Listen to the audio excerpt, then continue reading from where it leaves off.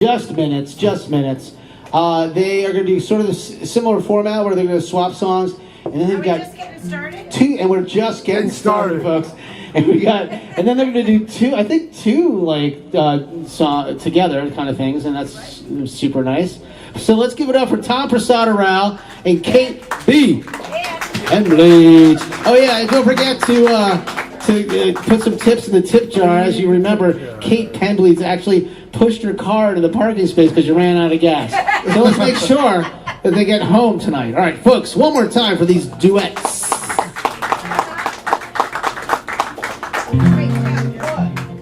All right, somebody just reminded me it's February.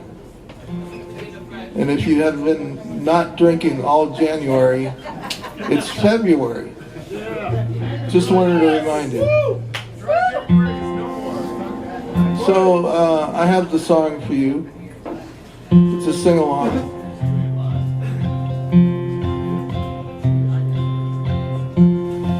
You're chasing your past like a moth to a flame. She's not coming back, and nothing's the same.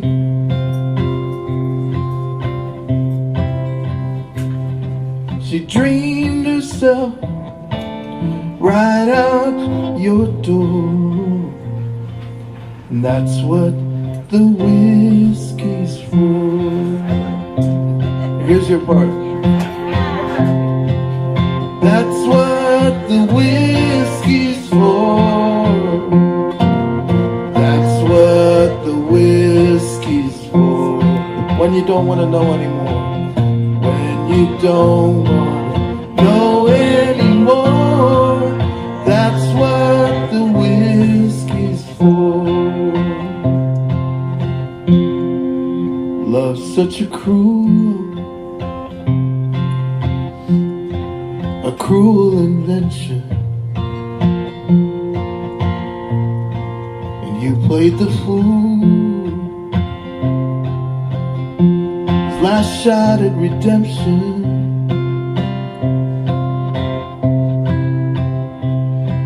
What you can't have, you want even more,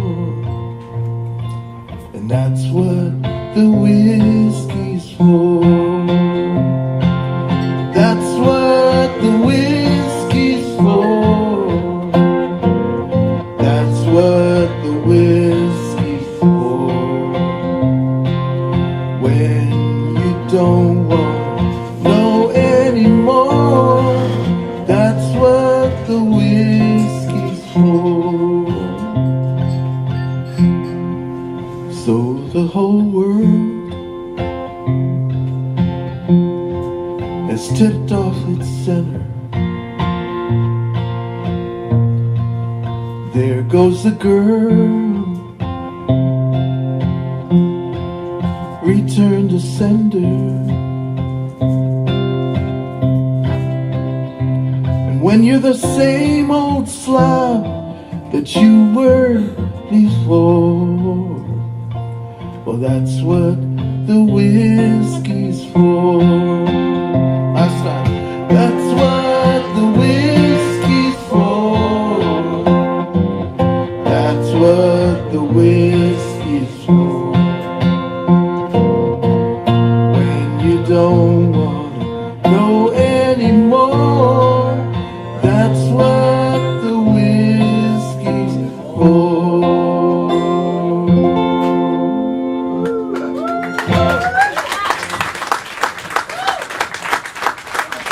Thank you.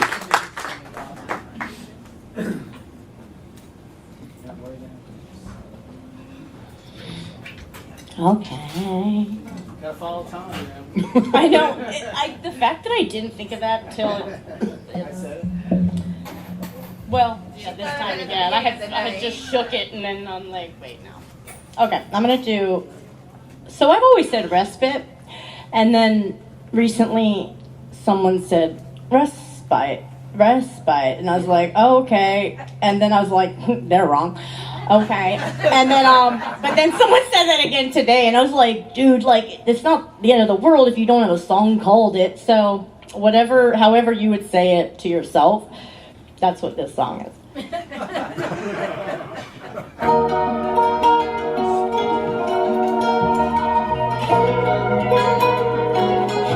Maybe one day crossing paths on X's on the road up high, but you have to get there on your own with separate lessons on your side, rather than focused on the meaning. I mean to concern myself with the purpose. When hark thou art not from where come these forces, found myself on many courses, humble sorcerers and other moral enforcers on my path are choices, and I mustn't be crunched under gears on the cogwheel of fortunes, meeting ends and divorces. I'm really thinking, turning a phrase and freezing, seeking safety and narrowly seizing in some places hallowed when phases were harrowing. The big mouth is the difference between the dolphin and the porpoise. The both have teeth like me. I drift asleep, counting endorphins, hoping to wake to more of them.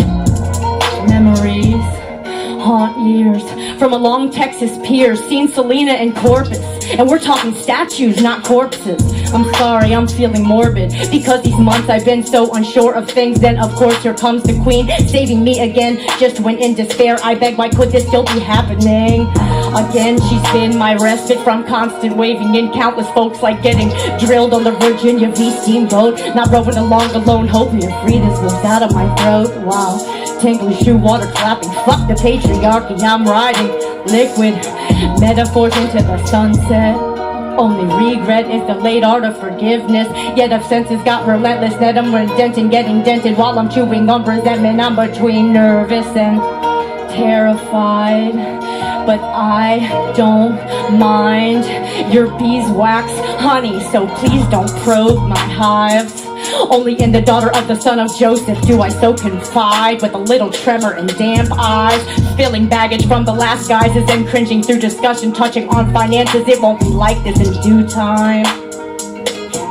Hyperverbal to compensate for where my neurodivergence defeats my ability to express or demonstrate. Trigger pushed for the resurgence of my traits, so childlike like most of my life. And man, some partners sure were perverted, especially that first one. Pinned me his corsage, mafioso, to this prompt concussion of a panic pixie dream girl. I'd long moved on to become a different sort of trope, a host to a misanthrope who pulled a fast one and perhaps too little time beneath me microscope. Best I take my leave when his seething breaks my sleeve. Oh please don't plead, should its hindsight see through this relationship whose ghost is likely to remain. It's murderous fodder for many a refrain. I don't know where we were going, though I know I had to get here on my own. But it's never bad to be back to home alone. On the path, no one had my back. In the past, I had to get there on my own. But I no longer go down this path alone.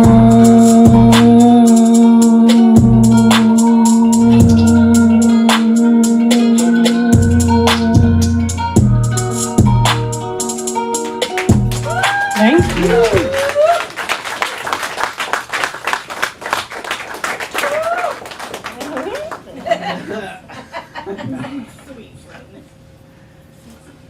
All right, now I gotta follow that one.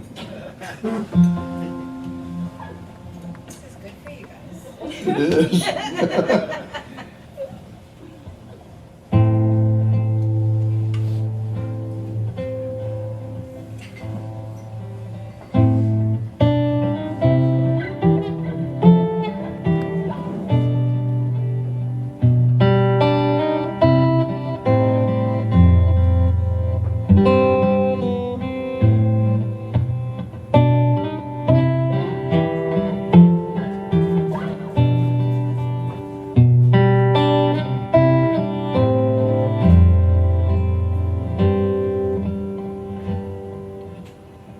When the Lord returns, who knows what he will find? Or what will be left of the former mankind? Will he break down and cry? For to whom can he pray When the Lord returns, is this what he'll say? What have you done in my, what have you done in my, what have you done in my name? What have you done in my, what have you done in my, what have you done in my name?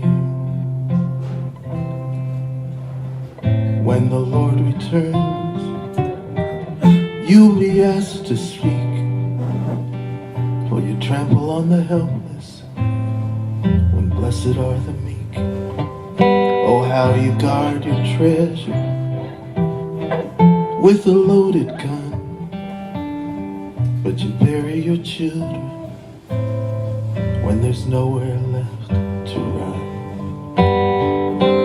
What have you done in my, what have you done in my, what have you done in my name?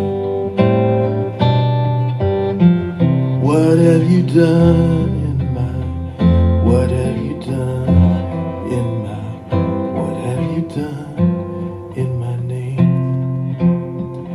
For I was sick, you could have bathed me. In the schoolyard, you could have saved me. So hungry, you might have gave me something to eat. Oh, but Lord, when did we see you? And when could we feed you? As if we could believe you were laid at our feet.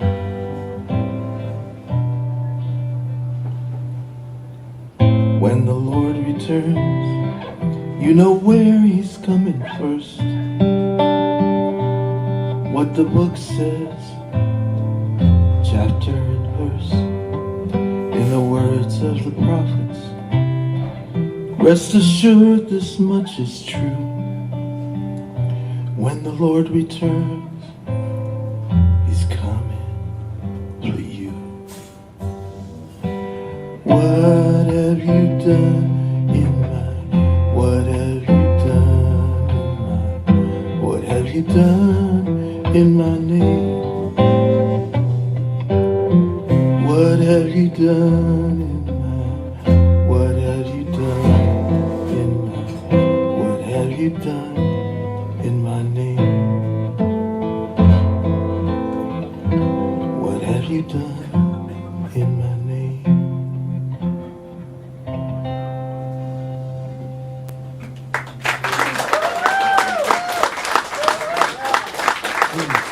Thank you.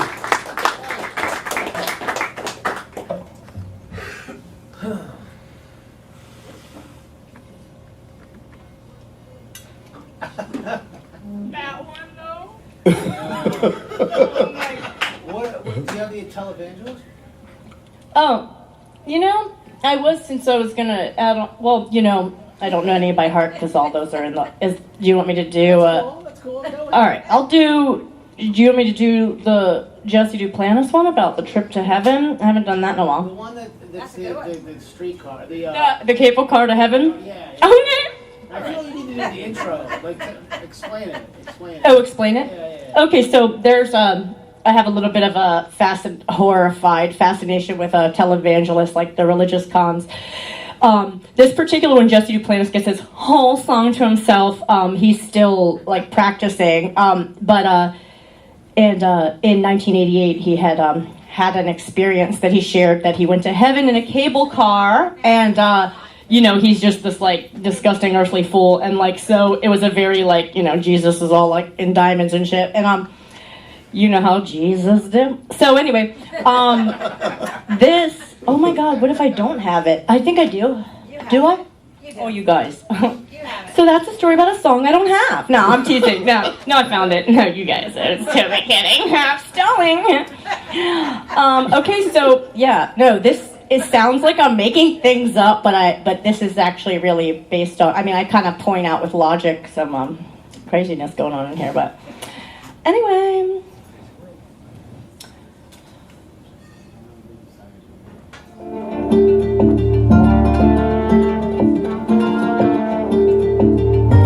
Jesse Duplantis, blatantly scamming antics and ruse of his divinity, his purity and merry virginity. So now, God seeks, Jesse, what shall I do for thee? Well, let's see. See past the sowing of bad seed. It was 1988, but he still testifies without hesitating. Jesse left a steaming pile of breakfast, abruptly had to head back to the Best Western, summoned by something commanding. With the book on his chest, he fell quick into rest, fasting, blasted through the roof into a cable car with an Aryan angel too. Once there, here came a fickle barrel-chested man. That man was his dad, you know, Abraham. So pleased to greet this earthly fool who looks around at property values so astounding and whom it's destined unto. Jesse asked about his own heavenly palace. Is it something he'll be proud of? Abe, tell the truth now. The ground flowers can't be withered there, so he goes stomping through their bed. The flowers turn their heads. He said he'll never forget the people sniffing leaves as long as he lives, but he don't quite recall all that Abraham had said. Up there, they wear their class by their gown of salvation or a righteous robe, just so you know. So, anyway, they began screaming, he's coming, repeating it as if the perfume of Jesus wafts. He walks up from a dazzling city, he all glitzy in his sash of gold with a billion diamonds embedded. His face was hidden behind that glow, but his glory was exposed, overwhelmingly so. Jesse says yes. Y'all want to know Jesus' aesthetic? He continues, but that's hard. I could tell you in tongues, but you'd never get it, damn it. Well, it's just glory pouring and luminous, blinding light. He had brownish hair and he was brilliantly bright. He was truly a sight, if I'm remembering right. God said, I brought you here, Jesse, so you'll tell people I'm coming. Jesse, smart Alec, talks back like, duh, God, they already know that. And God exclaims that Jesus' worst day is yet to come. It's important that you have enough Harleys and cash from earth to kingdom come. 2 ways for you to travel back in case you want to come alone. Next, Jesus pointed to David like, hey, Dave, take our buddy to meet and hear the rejoicing voices of aborted and miscarried babies whose souls I saved. Aren't they so great? Then little souls in little gowns gather round God on his throne. They emerge from the power, the smoking gunpowder. Oh, Father, make me a spirit. He exhaled, which impaled them into a body to wear. Did it all from his chair. Jesse admits to asking dumb questions while there, like, where is the Holy Spirit and what's the Trinity for real? He couldn't look at God without fuel from plums from above to restore, then catch his breath enough to ask of the angels, are they not bored? Then short Paul came up to Jesse tall and asked, say friend, what do they make of my gospel? And maybe who is the hottest apostle? Jesse told him, Paul, it's good stuff, I promise. And so he went on mocking the hell out of heaven in his greedy corruption, disgusting. Over compensation for doubt, he's proud to say, yeah, I saw the roads of gold and pearly gates, but I put the people above them. Ooh, Lord, am I something? And another correction he bestowed is that heaven is a bustling, busy, not a peaceful place of holy beauty. There must be no time in eternity. This honorary disciple sees Jonah on his mission. Jonah stopped a moment to listen. Then back on earth, he tells of the riches, the miswritten in the matter of time running out, but with enough dough, you'll see the heavenly dry ice on gemstone roads. It's not a bad place to go. So that's the testimony as I know it, and even though I don't want to ask for donations, God told me I have to charge for every slice of my bologna. So souls, you owe me. Wow. That was brilliant, man.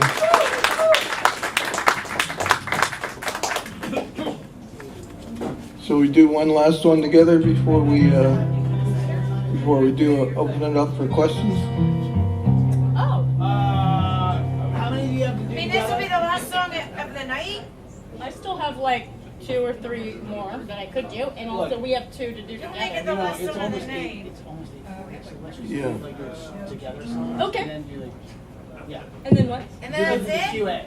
Why don't we do one together song and then we'll do the Q&A. And if we have time, And we'll, then another Should we song. do any since you know better? well, I'm tuned to the other one.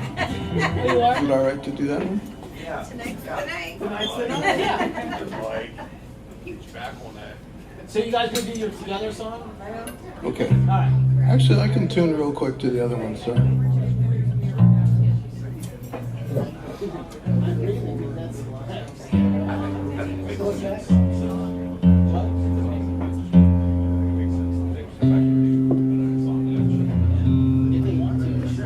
Yeah, I think doing one more each at the end after the Q&A makes sense. Yeah, they're gonna do it together song right now. Yes. Yeah. Cool. Hopefully this goes everything okay.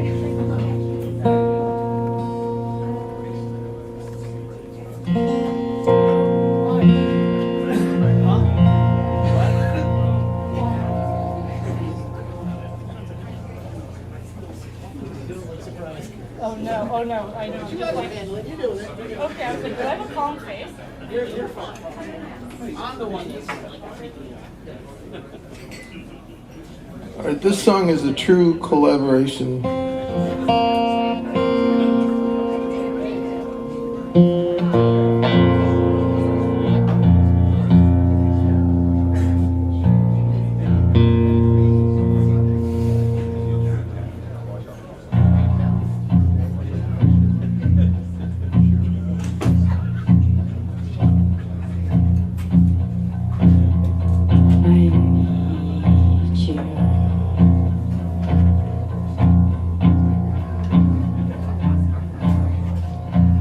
I need you.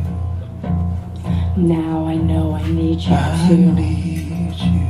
Goalpost oro nadore, not true. I need you Just like after flowers bloom, right now. after long or soon, my perfume will be. Leave him and I'll be gone too. But then, I see like the winter stem and my rosy glasses on him, right through you I'll see the spring and fall again, and how and fall again to the ground. Around and around, the less dizzy they walk, but my heart pace makes a different kind of sound. It only knows that I need you now. It only knows that I need you. Hurt will go up, but then come down. Never in, never out, never sure, no doubt. But it's time to decide. After too many shoulders doused through the night, are we gonna be alright? 'Cause I feel I need you now. Need to feel you. Say hi. I need reminding why we're apart, wishing things were different. I burn my eyes on the stars. I ponder wisdom you imparted, and then the distance so far for partners. When you had to go to grow fonder, or redesign to find new comfort afar. I let go my past experiences, especially the most corrosive. I'm hopeful and focused and so devoted to come to know this inner battle as history. This whisper of hysteria was never meant to scare you away. But with this blistered heart or bitter pills of yesterdays, any scrapes and wounds from you didn't leave their mark as scars. They faded and the fatigue relieved, and the only pain is that it seems that I still need you now. It's my hindsight that hurts. I couldn't see through you at first, and not sure if I do now. But as much as I wish it wasn't true, I know that I do need you now. I do. I need you. Do you? I need you. I need you. I need you Just like after flowers bloom, right now. after long or soon. I see you But then like the winter stem, right through you. and my rosy glasses on him, Oh, I need you I'll see his spring and fall again. and how.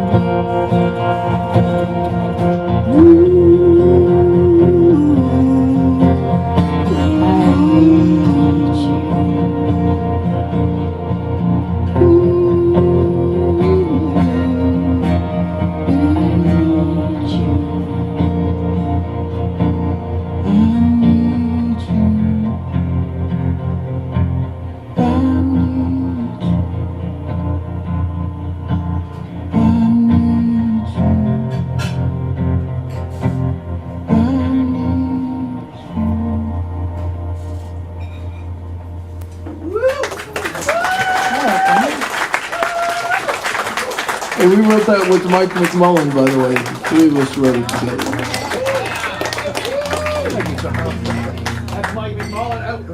Yep. That's Mike McMullen right over there, who's also operating the cameras for tonight. He does a lot of filming down here at the New Deal, and one day we're gonna have this archive of all these awesome musical acts. Thanks to Mike McMullen. Let's give it up for him right here. Thank you, Mike McMullen. Absolutely, absolutely. But folks, we're just getting started. We got a little. This is a sort of a different sort of setup for the Campfire sessions. You guys have done something together, and it was really nice. It was actually pretty organic and felt really good. You know, usually it's like one songwriter, and then they do Q&A, and then another songwriter and Q&A. So we've sort of saved all the Q&As to the very end here. All right, so. This is a part where we sort of open up the floor. I already see hands up right there, but I'm gonna ask my standard question to sort of like get us off to get us off to a good start, if you know what I mean.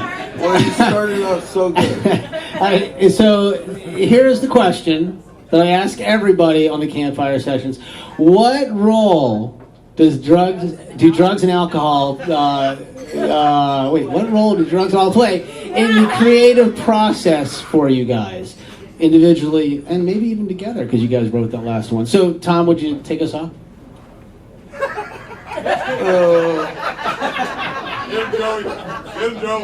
Glass of wine kind of helps lubricate. Other than that, nothing. Like a glass of wine helps lubricate the mind. Is that what you were saying? Love is the drug. That sounds like some love is the drug. All right, so not much. You know, you're not copping anything stronger like pot or. No, not really. I gotta be able to think about stuff. All right, okay, gotcha. Mushrooms right there. Let's hear it for Carla's dress, folks. Let's hear it for that. Yes, dress. All right, so Kate B. Pen Bleeds. Wait, what was the question? I know you're yelling him high now. Drugs, alcohol, any kind of influence? I think so. No, I'm just kidding. No, I think that it just it probably overlaps some smoking and writing. They both happen a lot, so they probably made each other. But I don't know. I just know that that's all I've got for you. I hope that's not disappointing. No, it's fine. Not a big drinker. There's a real intricacy to your lyrics, though, and so I feel like it couldn't happen all. I mean, there's like probably inspiration that happens, but then maybe the morning after or something, kind of like throwing it all together, or is it like? I mean, it's pretty amazing the amount of the sheer amount of words that you sort of fit into a meter, you know, and so yeah. Yeah, I mean, I also even the name Pen Bleeds sort of came from just my process, which is like I'll be kind of mulling over something and just trying to break down something, and I use a ton of logic, especially the more emotional it may be or challenging, and so it's usually being developed inside, and then I'm like, give me a piece of paper. So it does kind of. What'd you say? You just. Are you plops on out, or however Are you said? high when you're writing? Oh no, you moved on from that question. Okay. I thought I was still there, but all right. Yeah. Okay, so just anyways, so whatever. Okay, what was your next question? Oh, so anyway, those are my questions. So yeah, sort of wine and yes. Mike McTrouser Pants, what do you got? Thank you for playing tonight. You guys are amazing, especially that last piece where the collaboration occurred. As someone who's been here at the New Deal Cafe a lot and seen you perform individually, I'm delighted and excited to see you perform together. So can you talk to us a bit about what were the circumstances that got you guys to play together? Because you played pieces tonight that obviously you've worked on, and this kind of collaboration is absolute magic. So can you tell us about how that happened? Well, I can tell you from my perspective how it happened. Like, I've been coming to open mics for quite a while now here, and I saw Kate, and to be honest, when I first heard her, I didn't quite know what to expect or what I was hearing, But night after night, it seemed like there was these moments of just sheer brilliance, and I thought, man, I would like to collaborate somehow. I'd like to see how that would work with in the song form, because her form is essentially a rhythmic spoken word form. And so I had this vision of combining songs with Kate's spoken word in kind of, not in a hip hop sort of way, but just in a new way, that would just feel like kind of organic. So Mike and Kate and I were talking about it, and I said, hey, why don't you guys just come to the studio one time and we'll just see what we end up with, And before they came, I had this little riff about how I need you, And so I just put it down and just created a lot of space, and Mike and Kate went to town, had a lot of things to say in the holes of the lyrics and stuff. So that's how it happened at first. Thank you. Kate. Well, I mean, for me, I wouldn't have dared to dream, like, you know what, you should do a collab with me. How's that sound? And he was like, yeah, no. No, so it's, a lot of what you're saying, I've really wanted to be able to be heard and digested. It took me a while to realize that it's so jam-packed and layered that you can, and it's been really nice to be with such a master that can kind of help me space it out, and maybe, that's been really great. I kind of remember that, Mike was doing his freestyle thing about like a train wreck, and then he came up after, like, she's always like doing songs about like these train wreck relationships, and then that was kind of the idea to like sort of start that off. So it's been thank you for that, because it's been really not a wreck at all. It's been really, really meaningful. That's always a highlight of my week when we're getting together for it. So yeah, thank you. I think I'm not good at answering questions. Did I? Okay. Great. Andrew Bender. Yes, sorry. The original song that you started playing, you had a verse that says 7 by 70, which equals 490. Is that a slight on 4 by 60, like 420, or what did that mean? No, it's actually from scripture. It's all about forgiveness, and that's why I was asking. and so somebody was asked a question. It is said that you should forgive a person 7 times. Yes. And the Lord says in reply, says, no, not 7 times, but 70 times 7. Yes. So that's where that comes from. I'm not a. And that was my question. Yeah. So 7 times 70, is that a slight on 7 times 60 would equal 420? No, I can't do math like that. To combine that much math and a love for 420, I'm impressed, Did anyone check that? It sounded good. That's cool, I didn't know that. Yeah, DeHondo, what's up? Tom, I have a question for you. Yeah. Why do you make songs that make like people who accompany you cry versus That's such a good question.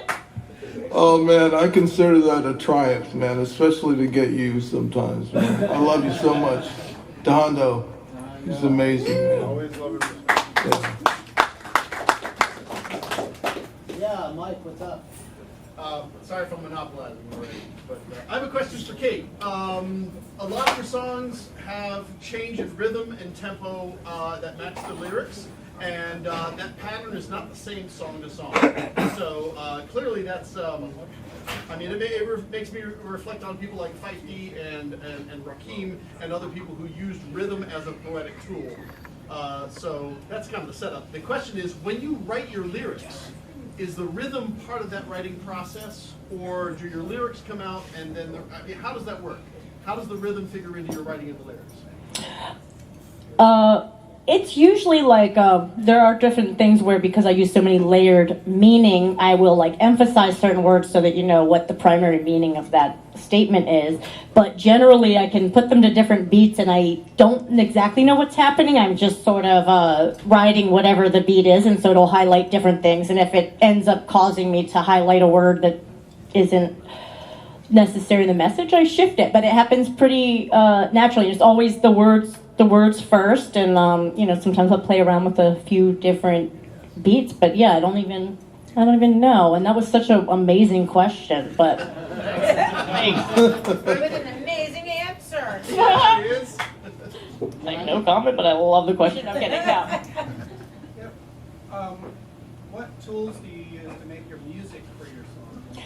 I actually don't make any of my music. I don't know how to use computers. So the one song that my brother made, you know, he does things on all types of equipment and instruments, but the rest of them, there's a few beat producers that I just like purchased them, you know, for my use, and so that's another reason I started doing the keyboard and things like that, because I would like to be kind of the creator or connected to every piece of it. But so far, you know, I have like, you know, 45 songs on other people's tracks, so that's cool. Yeah, so can't take credit for that. That was one of the questions. So you get the beats from, you buy the beats and then you add the lyrics to it. Yeah, exactly. I'll write the things out. I usually, you know, sometimes, and I just will randomly pick a beat to try it to, usually lengthwise, and you know, sometimes I'm like, no, and I'll try like a few. Every once in a while I have to try like 12, and then, but yeah, so there's a few people that make beats that tend to have a good kind of space and rhythm for me, yeah. Got it. Mike, did you have a question? Yeah, this is for both of you.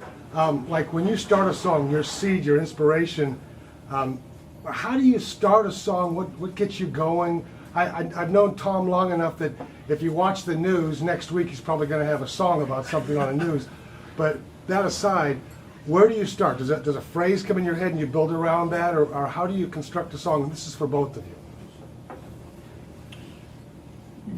You want to answer first, Kate? Last call. You know, I think, yeah, for me it happens different ways. I think if it is like the beginning of the epiphany that's coming out, it'll be like a phrase that sort of like clicks about maybe the whole umbrella of what it is, and then it gets started. And with my more recent collection that are about like scientific things or whatever, something will just grab me. I'm like, that's a song. Let me get the pen out. So, and then yeah, so. Tom? Well, I think for me, there's got to be something that sparks your imagination that it starts off with. And something, it could be lyric or it could be melodic, but something that just makes you think, oh, that's cool, I gotta remember that.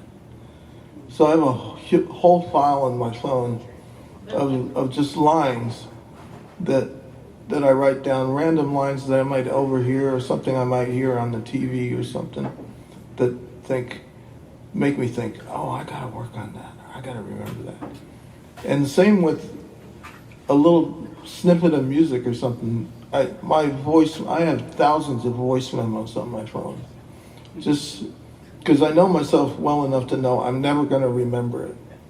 So if I have an idea and it really sparks my imagination, I copy it down. And it's amazing how many of those ideas end up in a song after a while. Like I'll look at this list of seemingly unrelated lyric ideas, and that somehow becomes the first verse. You know, line 1 that has nothing to do with line 2, somehow by the time you get to line 4, it all makes sense. You know what I mean? So that's kind of how it starts for me, Mike. Thanks. That's awesome. Yes. Elsa. So this is for both of you. Tom, I know you specifically, you've been writing music for a very long time. So over time, as your life has changed, how has that affected your writing process? I realize that I have a struggle writing lyrics to a pattern. So if I have a piece of music and I'm trying to fit lyrics into that piece of music, it takes me weeks and weeks and months. But if it's the other way around and I work on the lyrics first, then it's fairly easy once I get the lyrics down to figure out a musical setting for those lyrics. So I almost always now, with the benefit of 30 or 40 years of writing, almost always start with a lyric idea and go from there. So that's one easy thing that I've learned over the years. this is how it's changed over the years. Well, I've always written more like in secret, and it's always been in that rhyming way, but it was kind of like my, diary. And about 6 or 7 years ago, when I decided to begin trying to share them, like sometimes I would realize like, oh, this is so personal, like as I start doing it, which is not the best time. And so I think like my main thing over time is kind of bringing them into this like middle ground between a straight up diary and something that I feel comfortable with like framing to share. And now I think the most recent thing is kind of feeling complete in all of those very deeply personal ones, working out old traumas and all of these different things, and now switching to things that are more informational and outside of my self. So that's been a recent and really positive switch for me. And I think like when I'm getting down to writing, it's about the same, other than now I have to do a lot of research rather than wait for something to birth itself, So yeah. I have a question about religion. So there's a lot of your songs, Tom, that sort of assume that there's a God or some sort of let me just put it this way. What is your perspective on religion and the songwriting process? Because I feel like you have a lot of God or religion in your songs. Well, I can tell you my personal opinion is I'm a confirmed agnostic. Uh-huh. But I grew up in the church, and a lot of that language is so rich and so meaningful to me. But I look at it as kind of a metaphor, Yeah. God is a metaphor, Jesus is a metaphor, Muhammad is a metaphor, But it's like some of the most evocative imagery I can imagine, So I just use it, because it feels powerful to me. I don't use it because I'm trying to convert anybody, because I don't believe it either. Yeah. So the reason I ask is because that song, like, what have you done in my name? What's the name of that song? When the Lord returns. When the Lord returns. So the thing about it is, it's like, if you don't believe in God, what do you make of that song? Like, if he's not coming back, but it's a metaphor for people who are doing things that are wrong, right? And Yeah. they should be punished. And the idea is that they're going to be punished when God returns. But if you don't believe in that, if you're agnostic, or if you don't know, why are you writing that? Do you know what I mean? This is about like kind of treating Because people it's a like metaphor. I understand. It's not even a Yeah, metaphor. but they punish themselves It's a metaphor. Yeah. in life. Wait, he's. I don't know, Joe. It's just a song, man. I know. All right. But I try to avoid using religion in my writing, though, because you of do? that. Because I don't know, and so it's. I don't know. But you also don't know what it's like to be eaten by a shark. But you know, just saying. Just saying. It's a question. It's not a criticism. It's a question. Sorry, Joe. But there's such a good like moral to the story too, of like just really thinking about whoever you're just kind of overlooking or just like treating like they're in the way or whatever, and just thinking about maybe pretend that is somebody that you really respect and care about and that could have an impact on you, rather than, I mean, that's what I kind of take from it, not that that's what you're writing about, but I think that's what's so beautiful and moving about it. I mean, I don't know. I mean, the whole thing is. It's a great song. Don't get me wrong. Whatever. You need to believe in God. Point out Yeah. inconsistencies in what people who manifestly and self-proclaim they do believe in God are doing. They say, I believe in God, and I behave in all of these inconsistent True. ways. That's Do you also need to believe true. in God to observe their inconsistencies and comment on them? Hypocrisy doesn't require faith. Right. Thank you. That cleaner way to say it. Beautiful. John. Me again. Both of you, who are some of your favorite artists who inspire you?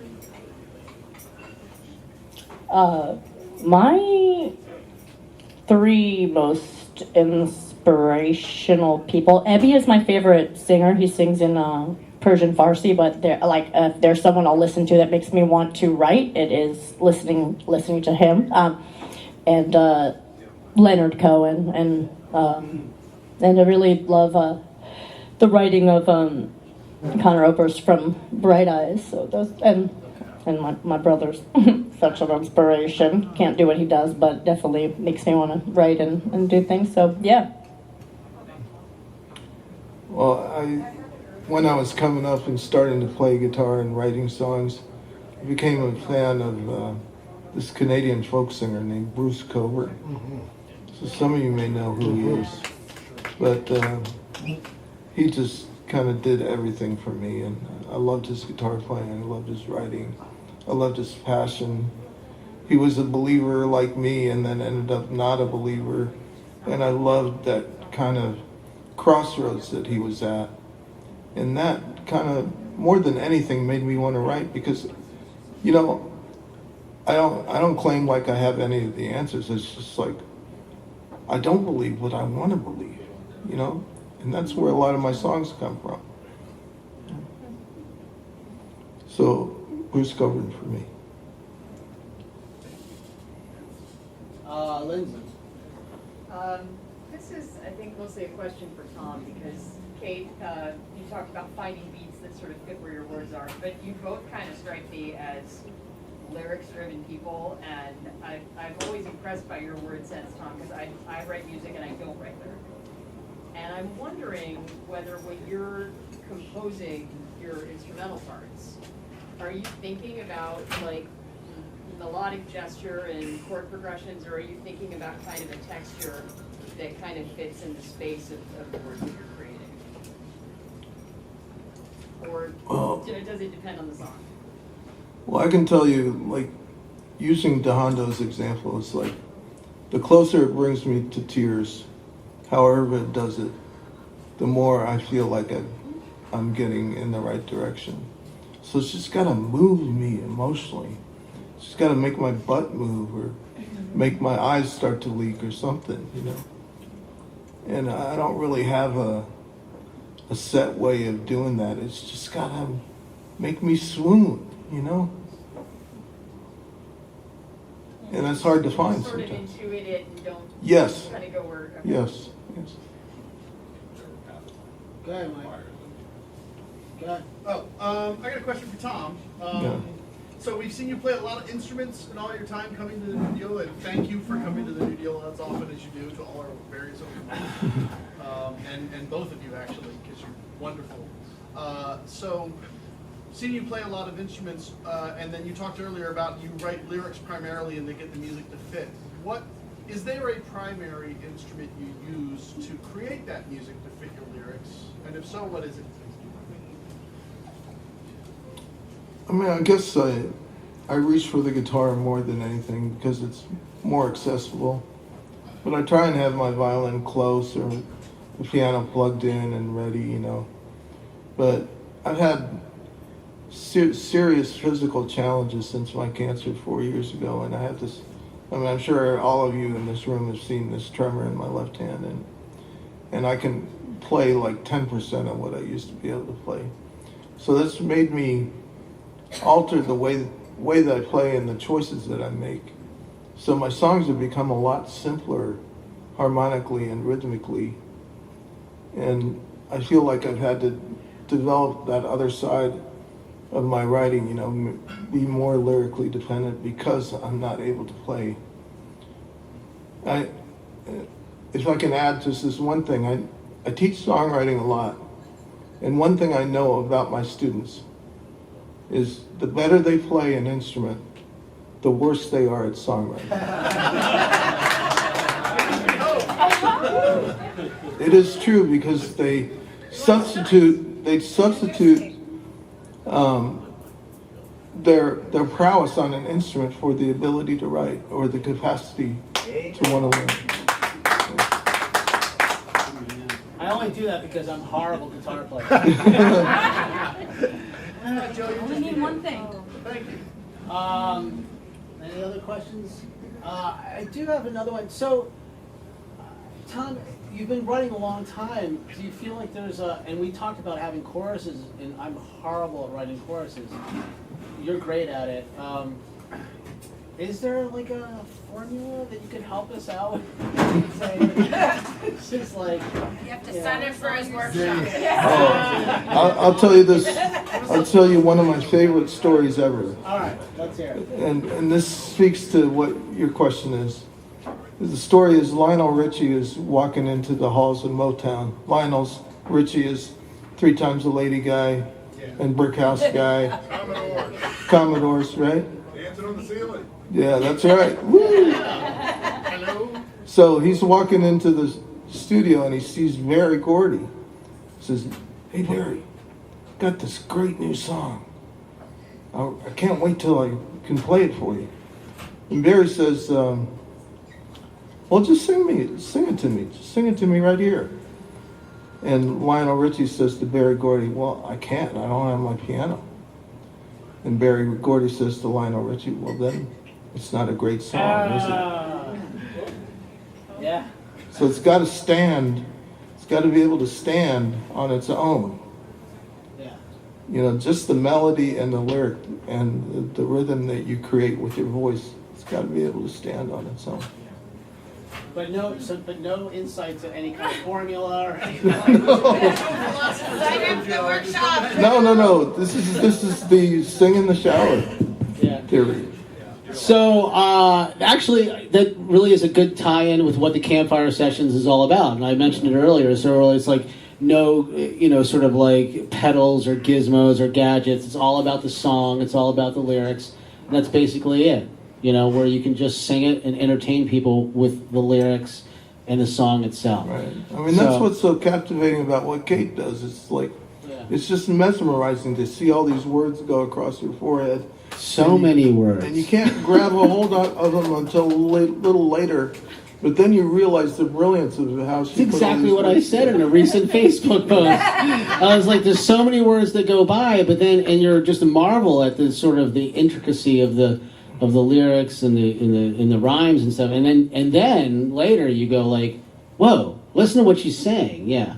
So anyway, let's hear it for these two folks.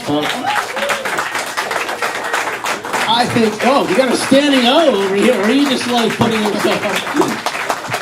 Wow, another great Campfire Sessions. I really appreciate you guys coming by.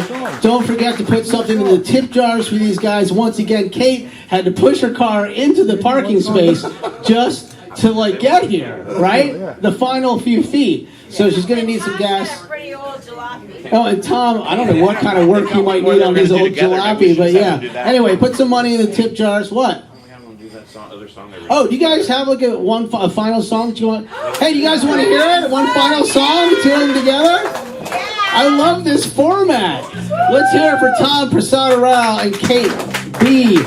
Hembley.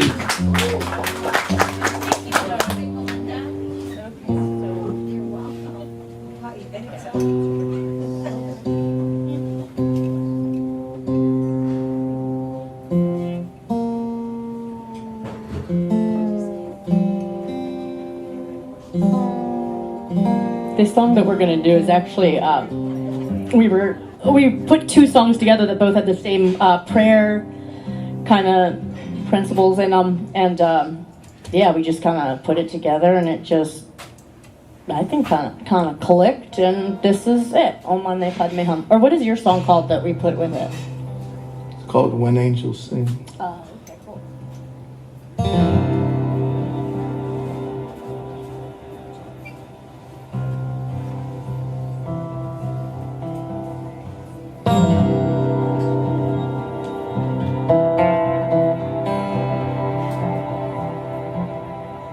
When angels sing, nothing else matters. Hosannas ring, heaven descend.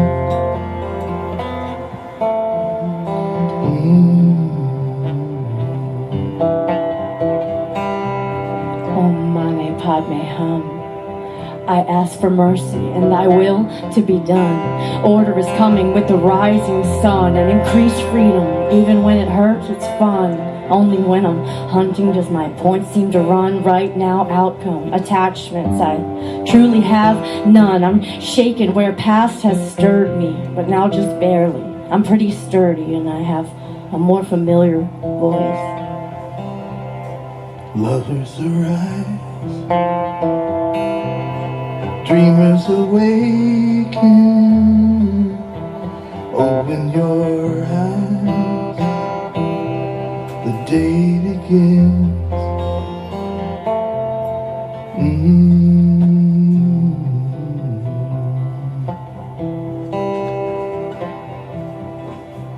Om Mani Padme Hum.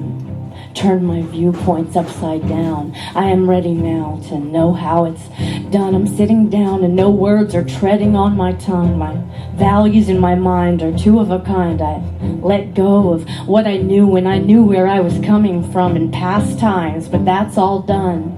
Om Mani Padme Hum. Om Mani Padme Hum.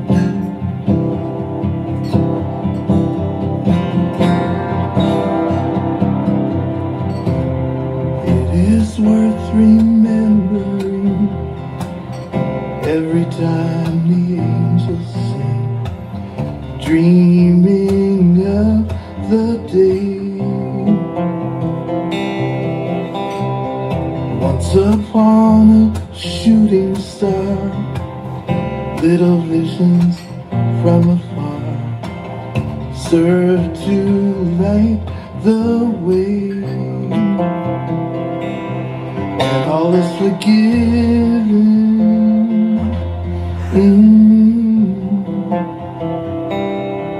All is forgiven.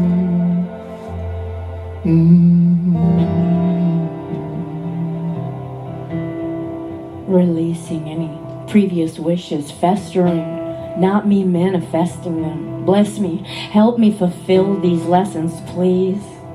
Forgetting the trap of my histories and abated needs, my human perspective impedes. I take heed.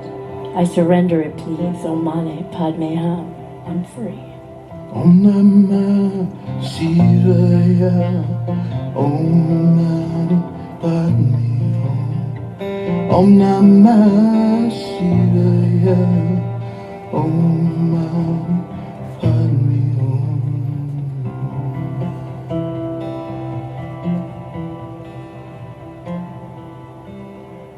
When angels sing, nothing else matters.